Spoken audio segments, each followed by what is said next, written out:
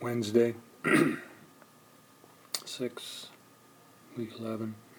Reminder, Cyber Defense, Tuesdays, 12:30. IT Essentials. We did some work on learning. We talked about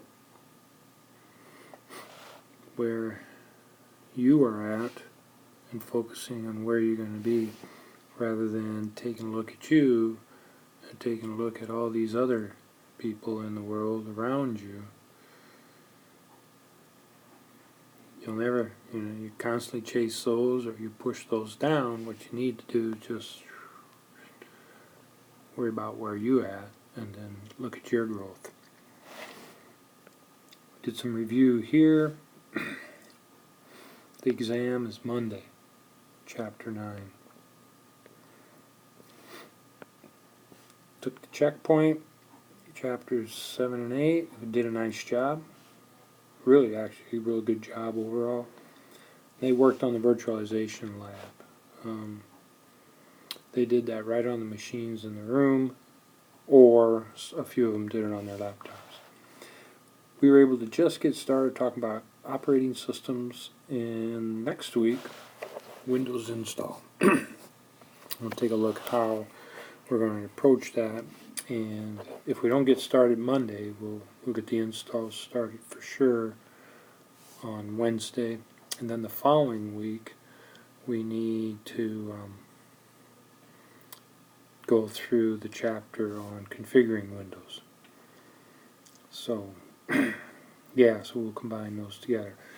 Let's take a look at we reviewed some key things: virtualization, talk about cloud computing. Don't need to repeat those. Hypervisors, we talk about type 1, like for servers, bare metal sometimes that's called. And then type 2, more like client side. So we have the hardware. We have, in our case, we had Windows running. And then we ran a hypervisor above that. VirtualBox. You can use different things, and then we only created one, but the students created one of those. Then I see, did they have any questions? This was a shared network file. A few students had an issue, but most of them were able to copy the image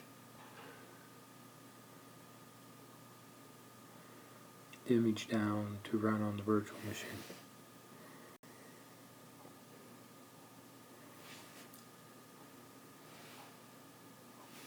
Oops, let me see here. Put an A in there. Manage resources. That's one of the key things we do with operating systems. Manage resources. The students came up with some ideas. Operating system helps us network, helps us interface, manage files, manage memory. We manage all of the resources that deal with computing. A little bit in detail. I like drawing this picture. I've drawn it a million times. So the OS communicates with the hardware. The applications then typically communicate with the OS. The user typically communicates with the application.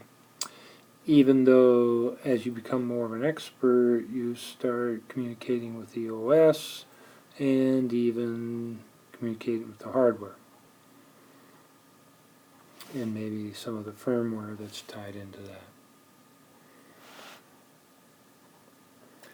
Talked a little bit about how a program executes. So we talked about PuTTY. So you can think about it, PuTTY stored here. If you're going to execute PuTTY, you can either type PuTTY at a command prompt, and if the OS can find it, it'll execute it, or you can have an icon representing PuTTY, and you can click it, and then it types the executable to execute that. We'll take a look at that Monday. So the program is loaded into memory, and then the instructions are executed. That's back and forth to the processor to perform, to execute the instructions. PCs, we have I/O, we have network connections, we have processor, memory, storage. Okay. last thing I'm going to talk about. Yep. Source code.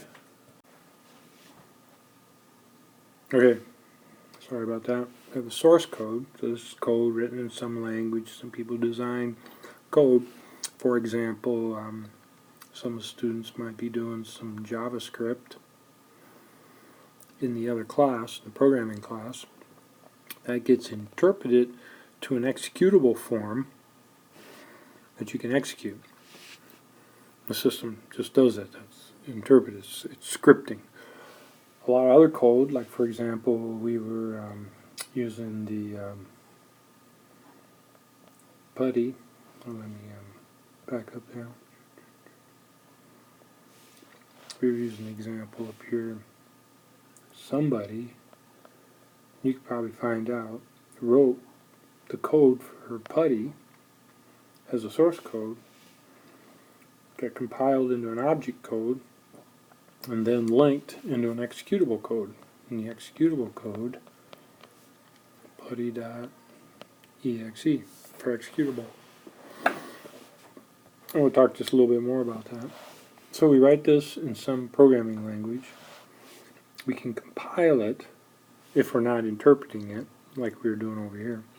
We can compile it into an object code. That object code then links in different code from libraries already designed, and then we create an executable code. Now it makes a difference what OS this is. Okay, because you have to compile it into an object code that matches the OS it's going to run on.